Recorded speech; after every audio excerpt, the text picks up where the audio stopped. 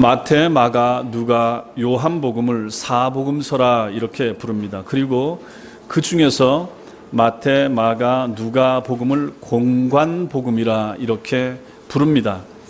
예수님의 인격과 예수님의 사역을 공통된 관점에서 기록한 책이란 차원에서 공관복음 이렇게 부릅니다. 그런데 요한복음은 약간 다른 관점에서 기록한 책입니다.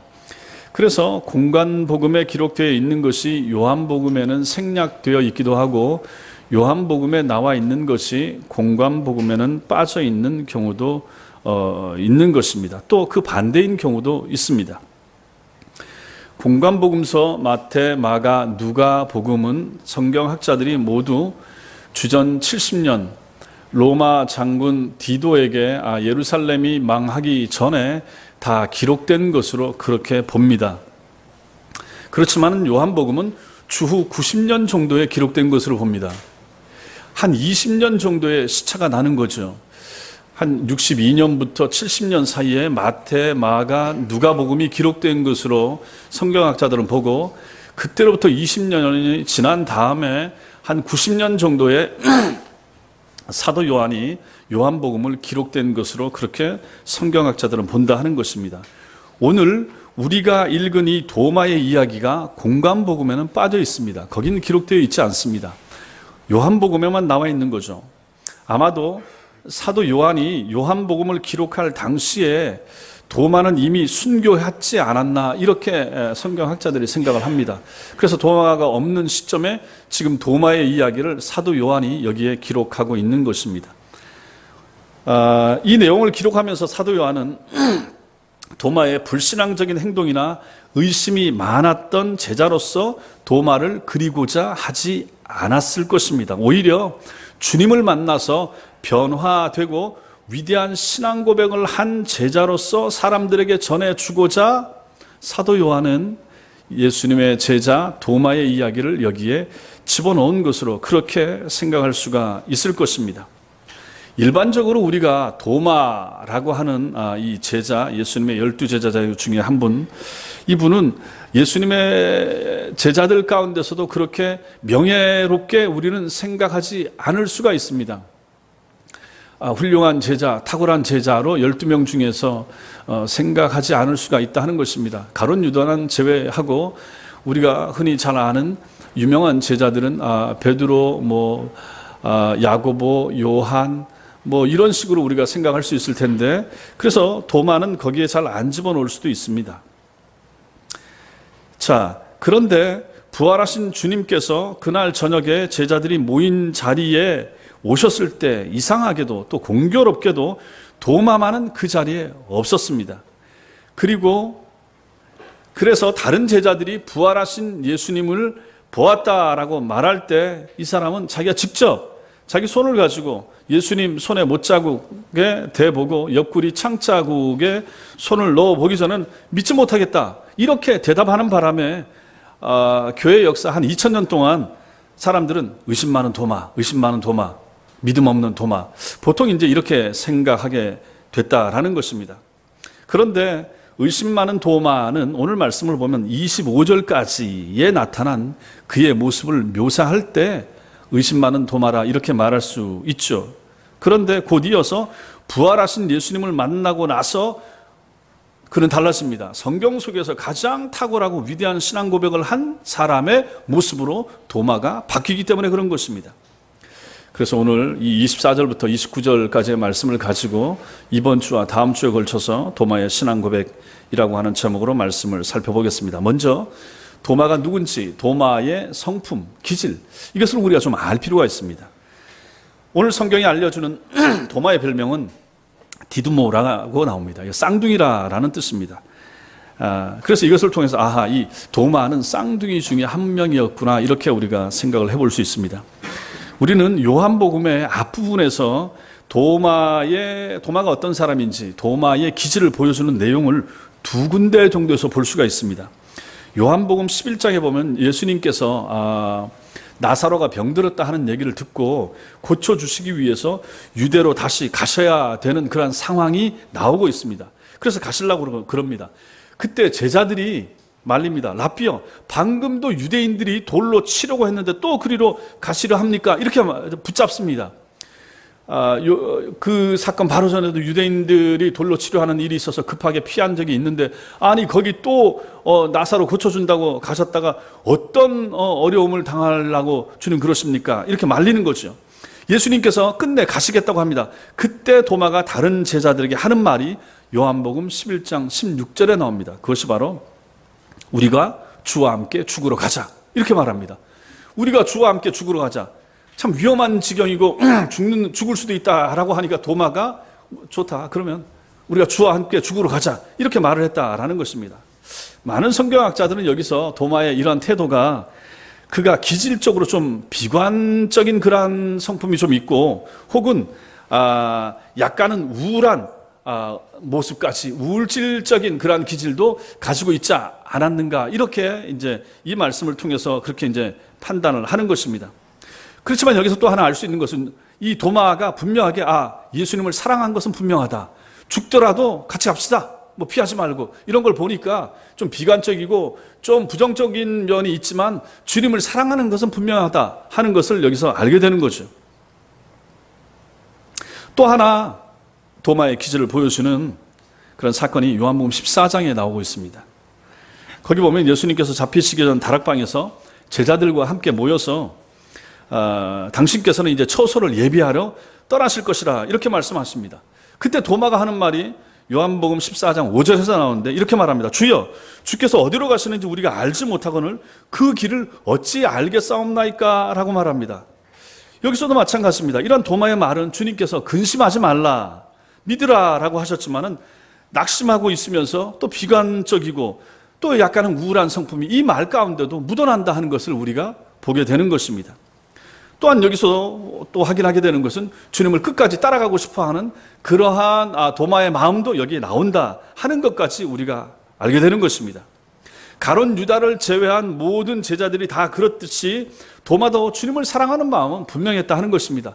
주님을 사랑하고 주님을 믿었는데 그 성품 자체가, 그 기질 자체가 좀 부정적이고 좀 소극적이고 좀 우울하고 좀 침울하고 이런 성격을 가진 사람이 아니었을까라고 성경학자들은 본다라는 것입니다. 이런 측면이 있다. 자, 그래서 청교도 목사 라일이라고 하는 영국의 청교도 목사님은 이 도마에 대해서 이렇게 말했습니다. 그는 푸른 하늘은 조금도 보지 못하고 항상 모든 일과 상태의 어두운 면을 보는 의기소침하고 두려움이 많으며 침울한 기질의 그리스도인이었다, 이렇게 평가했던 것입니다. 그러니까 많은 성경학자들이 이렇게 평가하는 것을 보면 정말로 그분의 기질, 도마의 기질은 좀 이런 면이 다분히 있었을 것이라 우리는 충분히 생각할 수 있을 것입니다.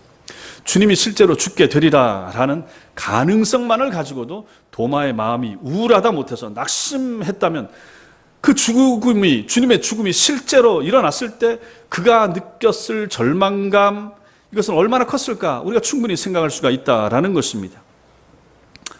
그래서 아마도 상처 입은 그의 마음이 그로 하여금, 그래서 예수님이 정말로 돌아가셨다, 그래서 이 사람이 얼마나 상처받았을까, 그것을 우리가 생각을 한다는 얘기입니다. 그래서 그 상처받은 마음이 그로 하여금 주님의 제자들로부터 떨어져서 함께 대화하는 곳조차 막았을 수 있고, 그래서 그 모임에 이 사람이 없었을 수 있다 하는 것입니다. 무리와 떨어져서 조용히 혼자 실망과 또 슬픔을 삼키고 있었을 수 있다라고 우리는 충분히 생각해 볼 수가 있는 것입니다.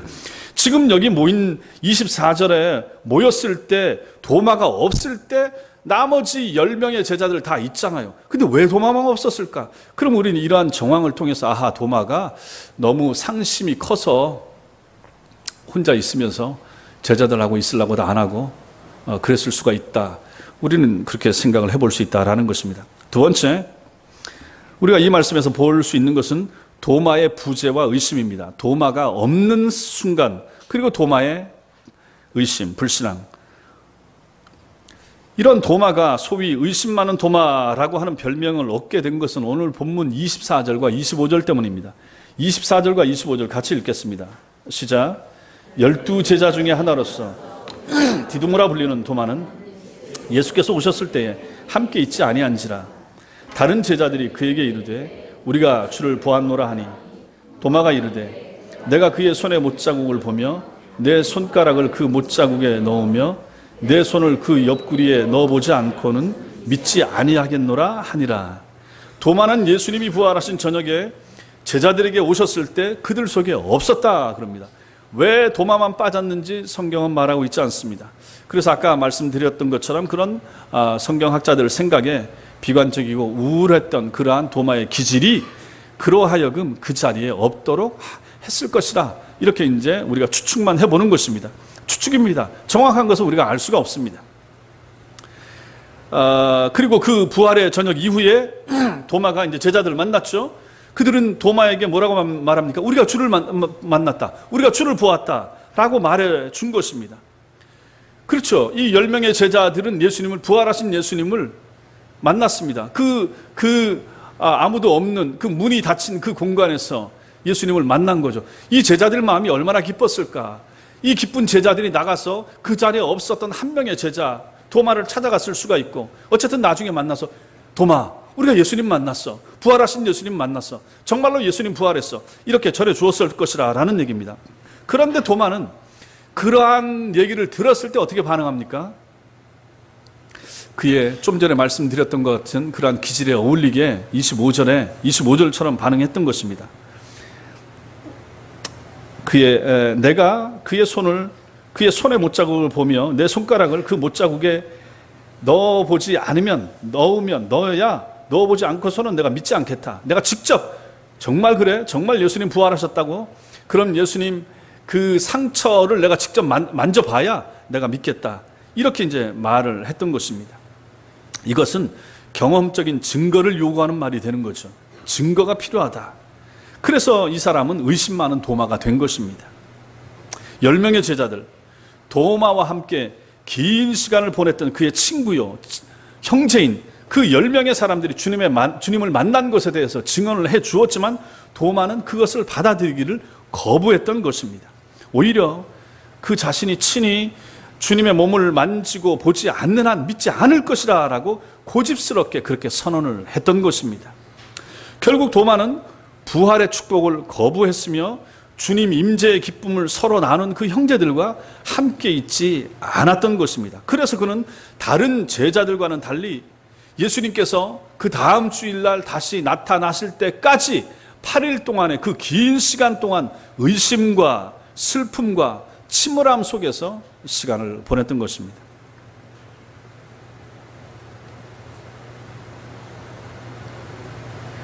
여기서 우리는 두 가지의 중요한 신앙생활의 교훈을 얻게 됩니다. 하나는 예배나 교회에서의 모임이나 이런 데 불참하는 것은 신앙생활에 후퇴를 가져오거나 심지어는 독이 된다라는 사실까지 우리가 알게 되는 것입니다.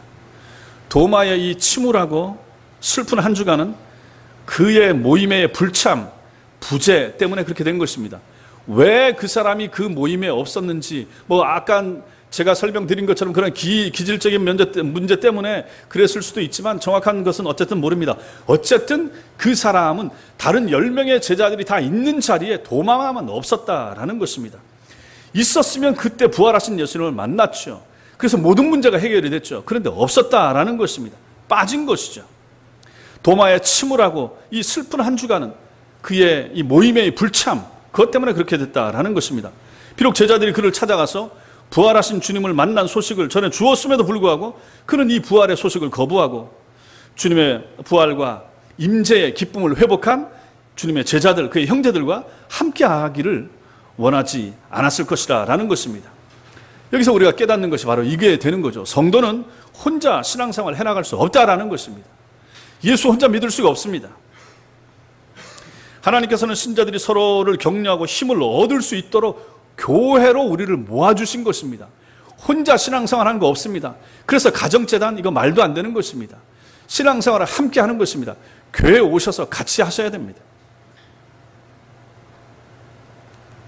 성도가 그리스도인들과의 교제를 소홀히 하게 되면 많은 것을 잃게 되는 것은 분명하다 하는 사실입니다. 그래서 히브리서 기자가 히브리서 10장 24절과 25절에서 이렇게 권면했습니다. 서로 돌아와 사랑과 선행을 격려하며 모이기를 피하는 어떤 사람들의 습관과 같이 하지 말고 오직 권하여 그날이 가까움을 볼수록 더욱 그리하자 이렇게 말했습니다. 돌아보아서 사랑과 선행을 격려하다. 서로 완벽한 사람은 없습니다. 저도 마찬가지고 여러분도 마찬가지고 혼자 독불장군식으로 신앙생활 열심히 잘할 수 있는 사람은 없다는 얘기입니다. 옆에 있는 사람이 필요합니다. 옆에 있는 가족들이 필요합니다. 어른들이 필요합니다. 아이들도 필요합니다. 젊은이들도 필요합니다. 같이 교제하면서 같이 가자, 힘내자 이렇게 하는 것이죠. 힘들고 어려워도 같이 신앙생활 하십시다. 힘내세요. 제가 기도하겠습니다. 그런 것이 필요하다 하는 것입니다. 그게 교회인 거죠. 서로 사랑과 선행을 격려하는 것입니다. 모이기를 패하는 어떤 사람과 습관처럼 하지 말라는 얘기입니다. 안 모이려고 하는 사람들이 초대교회 교회도 있었다는 얘기입니다. 그거 꼭 가야 돼? 그 예배 꼭 그렇게 빠지지 말고 가야 돼? 오후 모임에도 꼭 가야 돼? 이렇게 하지 말아야 된다는 얘기입니다. 모이기를 피하는 어떤 사람들의 습관, 이것이 몸에 배다 보니까 습관이 된 거예요. 안 나가는 것이 습관이 되는 거죠. 이런 사람들 같이 하지 말라라는 얘기입니다. 여러분과 우리가 예배에 불참하심으로써 놓쳐버린 그날 그 시간에 설교가 여러분들을 살릴 수 있는 결정적인 말씀일 수가 있는 것 아니겠습니까? 여러분들이 이 시간에 설교를 들었다면 정말로 살아나고 정말로 예수 그리스도를 만나는 기쁨을 맛볼 수 있었을 텐데 그 주일 예배에 빠짐으로 말미암아 그 말씀을 듣지 못함으로 인해서 그 면에서는 여러분이 큰 손해를 볼 수도 있다라는 얘기입니다. 우리가 빠져버린 그 기도의 시간에 성령께서는 하늘의 은혜를 쏟아 부어주시고자 준비하셨을 수도 있다라는 것입니다.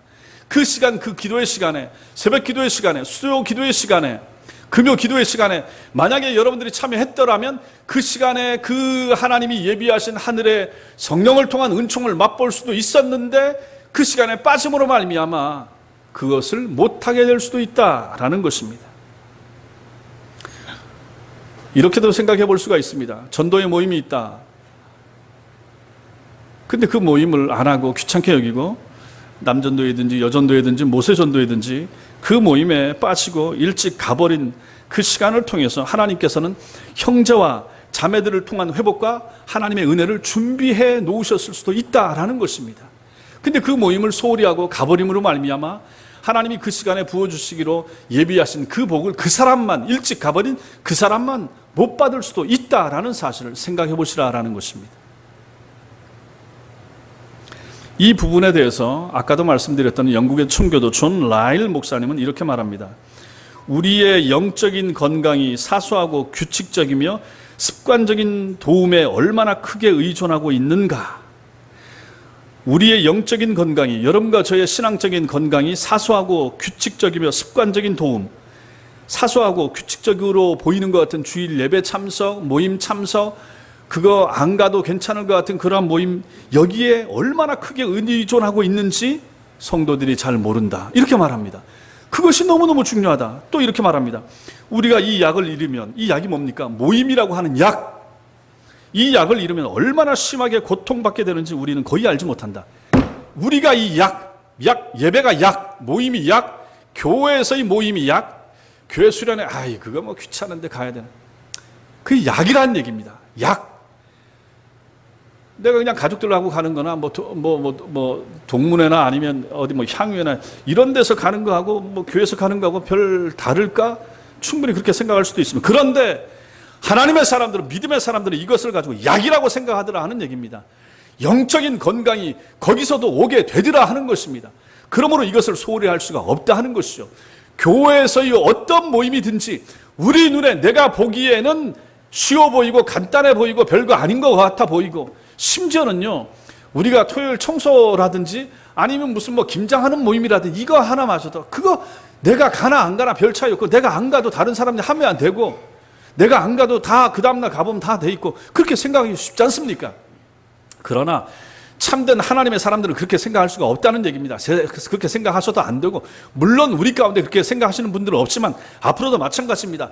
하나님의 사람들이 모이는 곳에 주님의 영이 함께 하시며 그것이 간단해 보이고 작아 보이고 별거 아닌 것 같아 보이는 일 하나에도 하나님의 마음이, 하나님의 눈이 거기 함께 한다라는 사실을 믿으시라는 얘기입니다. 그럼 이게 얼마나 귀중합니까?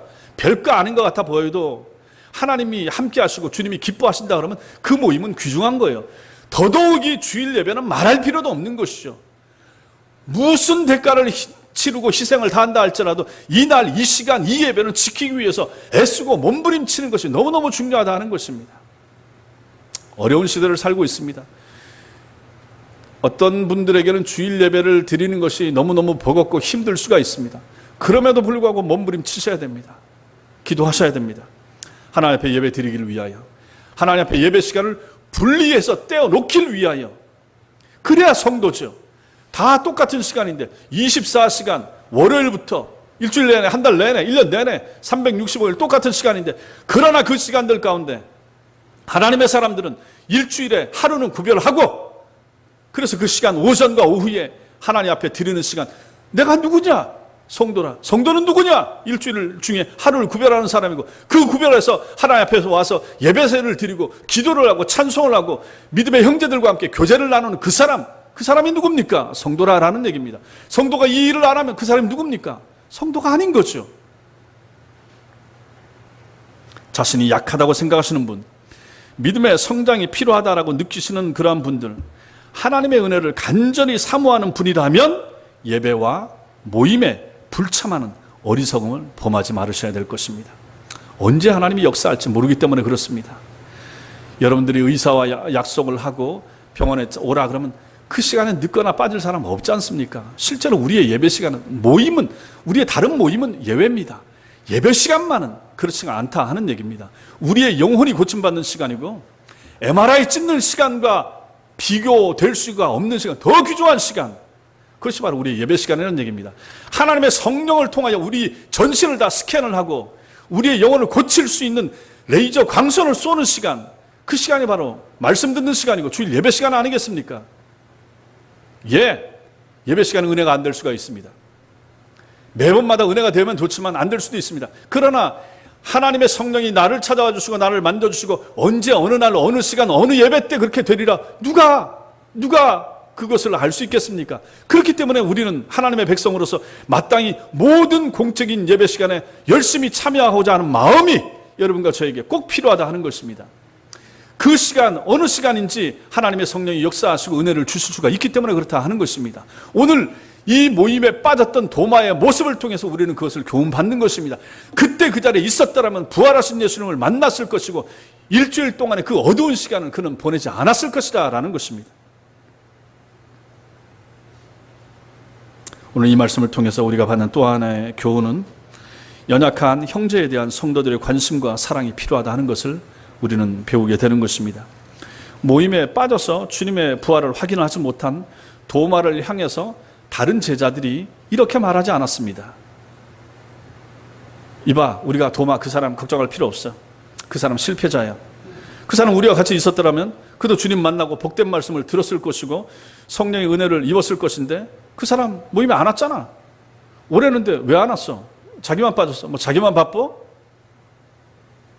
그는 그 빠진 것에 대한 대가를 치르는 거야. 뭐 그래도 싸지. 예수님 제자들 10명은 이렇게 하지 않았다 하는 것입니다. 대신 그들은 25절처럼 말했습니다. 다른 제자들이 그에게 이르되 우리가 주를 보았노라. 따뜻한 마음, 확신에 찬 마음, 그 도마를 안타깝게 여기는 마음. 너 왜 없었어? 그때 너만 빠졌는데 우리 정말 예수님 만났어요. 정말 예수님 부활하셨어. 사흘 만에 정말 부활하셨어. 그것을 기쁘고 즐겁고 확신과 뜨거운 마음으로 다른 10명의 제자들은 도마에게 전해 주었을 것입니다. 10명의 사도들이 부활 주님을 만나고 나서 도마를 찾아 나섰고 그래서 그에게 이 기쁜 소식을 전해 주었을 것이라 라는 것입니다. 우리가 주님과 깊은 교제를 나누면 나눌수록, 여러분과 제가 신앙이 더 좋아지면 좋아질수록 말씀 따라 살지 못하고 방황하는 연약한 교회 안에 형제와 자매에 대한 마음이 커집니다. 그게 당연합니다. 그래야 옳습니다. 믿음력한 성도들은 항상 있게 말합니다. 초신자는 어디든지 있습니다. 회심하지 못한 성도들 어느 교회 어느 모임이든지 거의 있습니다. 여러분들이 만약에 믿음이 있고 신앙이 어느 정도 있노라 생각하시면 여러분보다 못한 사람들은 교회 안에 신앙적인 면에서 어린 사람들은 반드시 있습니다. 그분이 나이 많을 수도 있고 어릴 수도 있고 그건 상관없습니다. 그러한 교회 안에 연약한 성도들을 향한 관심과 사랑이, 배려, 기다려줌, 이런 것이 여러분과 저에게 필요하다 하는 것이죠. 그것을 가지고 정죄하단다지 또 모임에 빠졌어. 늘 그래. 저 사람은 성향이 저래. 저래서 안 돼.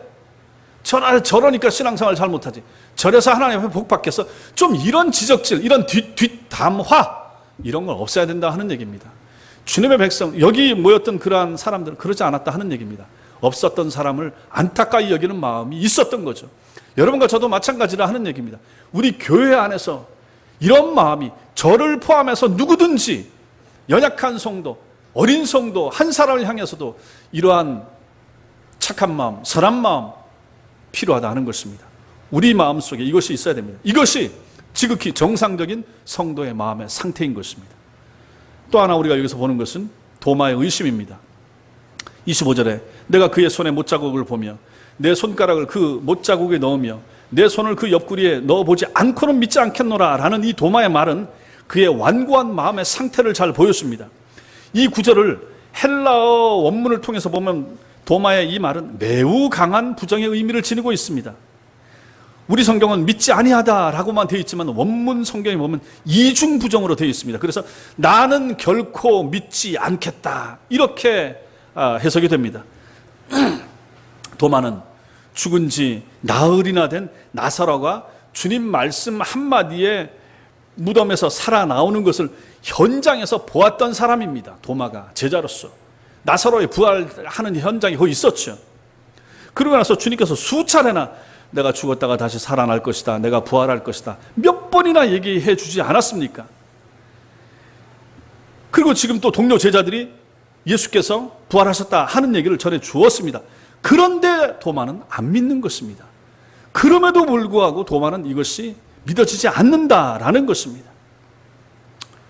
근데 또 따지고 보면 오늘 성경을 보면 주님 부활을 의심한 사람은 도마 한 사람만은 아니었습니다. 도마만 믿음이 없네, 그 사람만 왜 믿음이 없지, 이렇게 말할 필요가 없다라는 것입니다. 누가복음 24장 11절에 의하면 처음에 사도들도 주님 부활 소식을 전하는 여인들의 말을 믿지 않았다 그랬죠.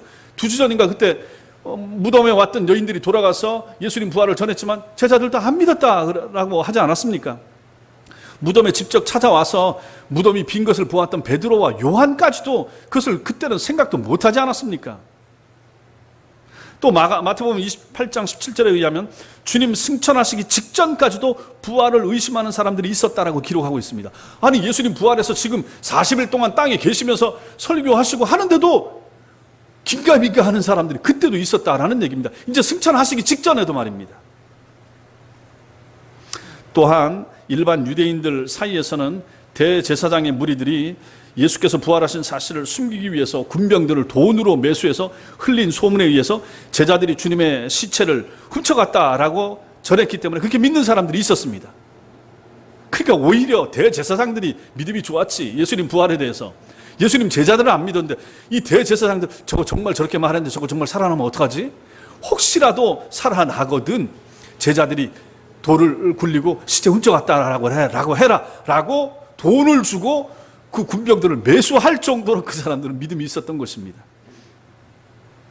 그렇게 전했던 그 말이 사람들에게 쭉 퍼져가지고 예수님 죽지 않고 제자들이 훔쳐가서 저렇게 됐다라고 믿는 사람들이 그 당시에 꽤 많이 있었다라는 것입니다.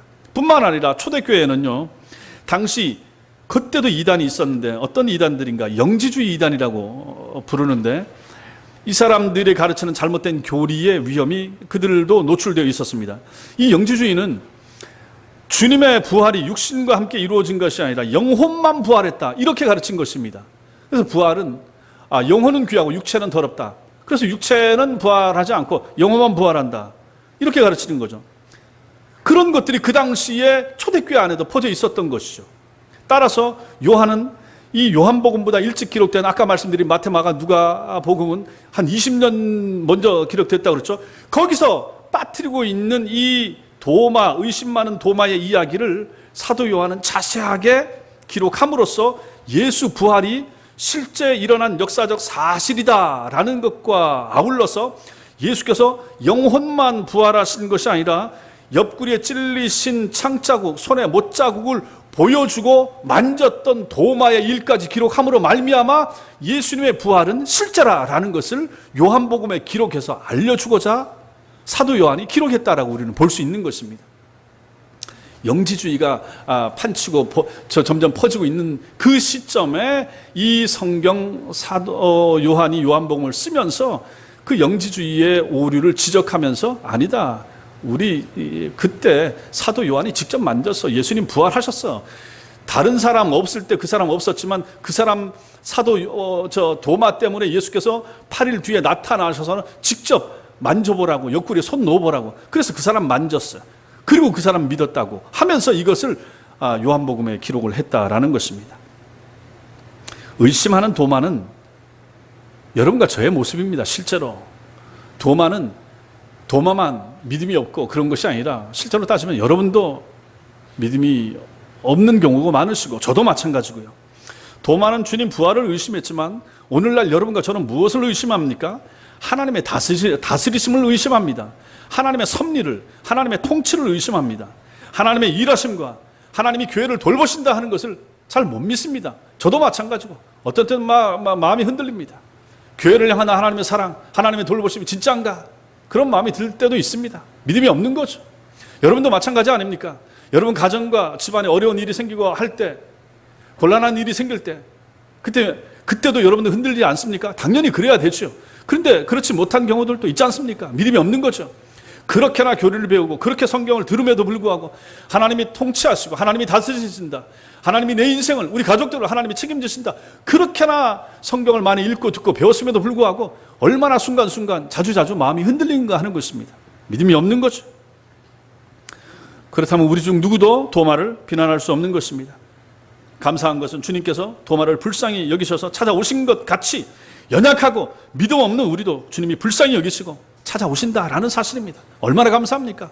믿음 없는 목사를 찾아오시고 믿음 없는 여러분들, 흔들리는 여러분들을 찾아오셔서 말씀을 통해서 또 견고하게 해주시고 또 기도할 때 그 기도 응답을 통해서 하나님이 들어주심을 통하여 믿음을 주시고 흔들리는 여러분들을 붙잡아 주시고 일이 잘 안 풀리는 그 일을 하나님께서 열어주심으로 말미암아 하나님 정말 도와주시는가 보다, 이런 믿음 생기게 해주시고 이것이 다 하나님의 은혜고 하나님의 돌보심 아닌가 하는 것입니다.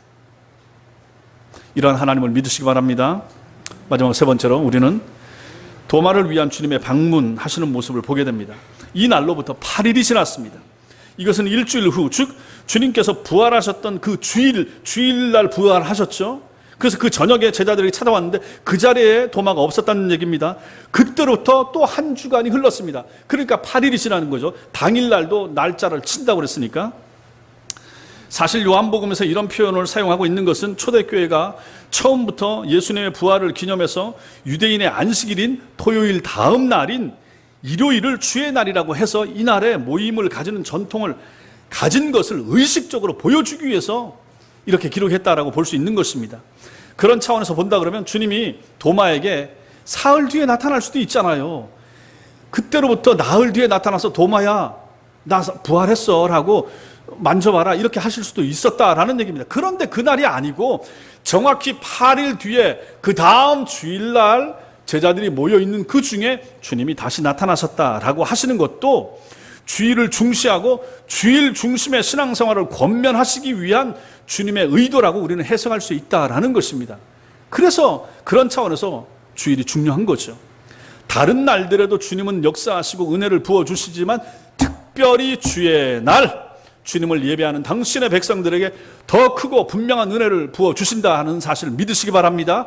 그래서 주일이 중요한 거예요.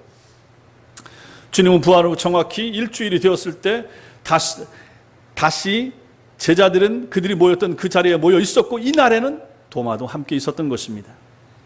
여전히 문은 닫혀 있었다라고 말하지만 오늘 26절에서는 19절에서처럼 유대인들을 두려워했다라는 말이 빠져 있습니다. 처음 예수님 나타나실 때 이 사람들 두려워했잖아요. 무서워했잖아요. 근데 오늘 두려워했다는 단어가 26절에 나와 있지 않습니다. 26절 같이 읽겠습니다. 시작. 여드레를 지나서 제자들이 다시 집안에 있을 때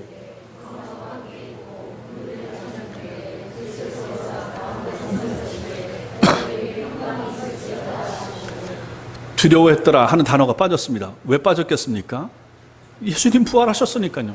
부활하신 예수님 만났으니까 이제는 두려움이 없어지는 것입니다. 부활하신 주님께서는 지난 주일과 마찬가지로 닫힌 문을 통과해서 그들 가운데 오셔서 샬롬 하셨습니다. 너희에게 평강이 있을지어다 인사하셨습니다. 본문은 주님께서 이날 제자들의 이 모인 자리에 방문하신 것은 전적으로 도마를 위한 방문이었다 하는 것을 암시를 해주고 있습니다. 왜냐하면 주님께서 이 샬롬 인사를 하시자마자 바로 도마를 향해서 말씀하셨기 때문에 그런 것입니다. 그리고 그의 믿음을 세워주신 것입니다. 여기서 우리는 놀라운 점을 하나 발견합니다. 그게 뭡니까? 예수님께서 일주일 전에 도마가 제자들에게 했던 말을 정확하게 들으셨고 그것을 가지고 여기서 말씀하신다라는 것입니다. 그 자리에 주님이 도마가 그 제자들을 만나서 내가 내 손가락 가지고 내 손으로 예수님 옆구리에 넣어보고 창자국 만져보지 않고는 난 예수님 믿을 수가 없어. 예수 부활 못 믿어. 이렇게 말한 것을 주님이 안 계셨는데 이걸 들으셨다는 얘기입니다. 그러시고 거기 나타나셔서 이 얘기를 지금 하시는 것이죠. 26절에 그래서 27절에 도마에게 이르시되 내 손가락을 이리 내밀어 내 손을 보고 내 손을 내밀어 내 옆구리에 넣어보라. 그리하여 믿음 없는 자가 되지 말고 믿는 자가 되라. 이렇게 말씀하신다라는 것입니다. 이건 뭡니까? 예수님께서 우리의 모든 행동과 말과 생각들을 다 읽으신다 하는 것입니다. 다 아신다 하는 것이죠. 간단한 내용이고 우리가 다 아는 내용이지만 그러니까 우리의 삶 가운데서 우리가 하는 말, 의미 없이 내뱉는 행동 하나, 말 하나, 생각 하나까지도 생각의 조각, 머리를 스치는 생각 하나까지도 우리 주님이 다 읽으시고 아신다. 그게 맞죠. 그래야 주님은 전능하신 것이죠. 그러한 분을 우리가 그러니까 하나님으로 믿고 주님으로 섬기는 거죠. 그 하나님 앞에서 우리가 살고 있다라는 것입니다. 주님은 한 주 전에 도마가 부활을 전하는 동료 제자들에게 했던 그 말을 정확하게 자세하게 들으시고 그래서 27절처럼 그렇게 말씀하셨다 하는 것입니다. 우리의 모든 행동, 우리의 모든 말, 우리의 모든 이 땅에서 삶을 주님이 다 아신다. 그 하나님 앞에서 우리가 사는 것이 필요하다 하는 것입니다. 이처럼 주님께서는 도마의 말을 들으셨을 뿐만 아니라 도마를 위해서 다시 방문하심으로써 도마와 같은 상태, 도마와 같은 기질을 가지고 있는 믿음 없는 성도들, 연약한 성도들도 불쌍히 여기시고 그들을 찾아오시는 자비하신 여러분과 저 우리의 대제사장이시라라는 사실을 보여줍니다. 여러분 생각해 보십시오. 도마 같은 사람 한 사람 쉽게 무시하고 그냥 갈 길을 가는 그래 도마 말고도 사람 많고 제자들 많은데 그냥 갈 수 있지 않습니까?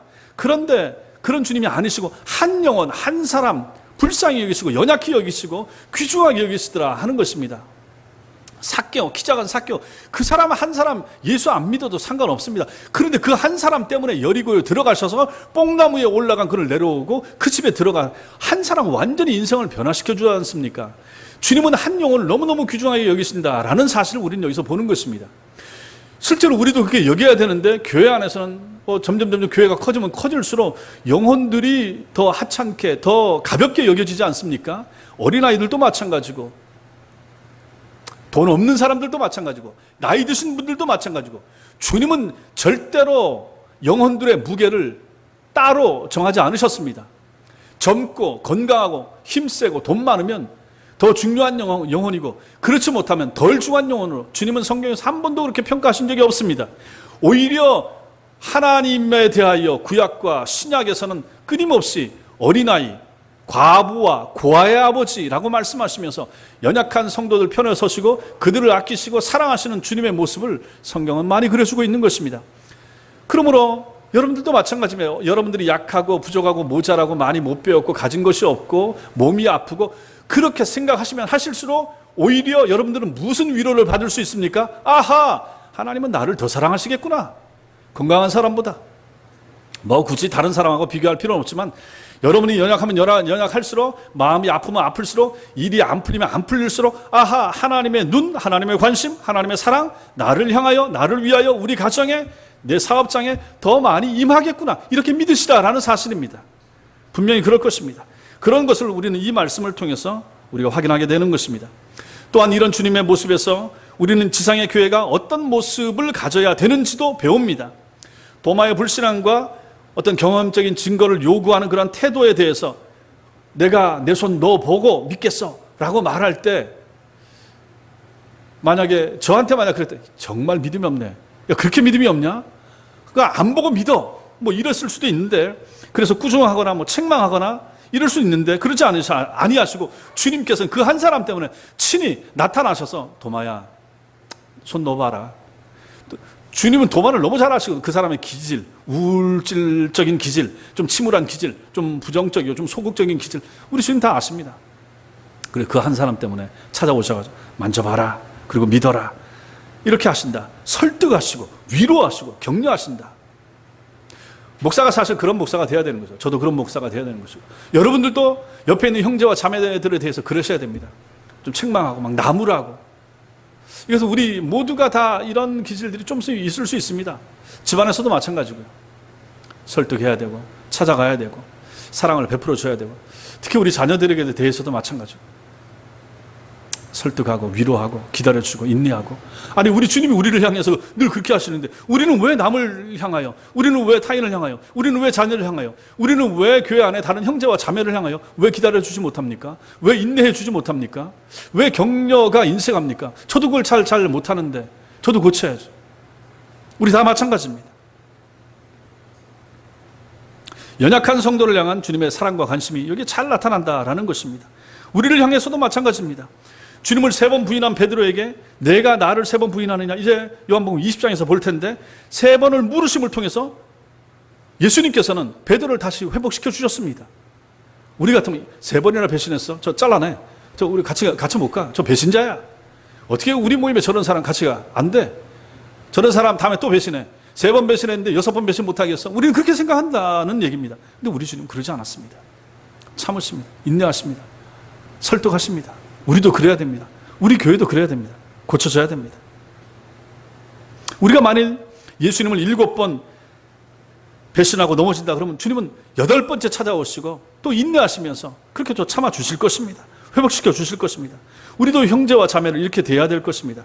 실수하는 형제, 넘어진 교인, 부담스러운 자매, 교회의 유익이 되어 보이지 않을 것처럼 생각하는 성도를 할지라도 주님이 도마를 찾아오심같이, 그를 돌보아 주셨던 것 같이, 그의 연약함을 일깨워 주심같이 우리도 성도를 그렇게 대하는 것이 마땅합니다. 저도 그렇게 대해야 되고 여러분도 마찬가지입니다. 성도들에게 상처 주지 말아야 됩니다. 형제들 아끼셔야 됩니다. 끝까지 사랑하셔야 됩니다. 내가 상처받고 말아야 됩니다. 나는 상처받을지언정 다른 사람들에게 상처 주거나 아픔을 주는 것은 성도의 합당한 자세가 아닌 것입니다.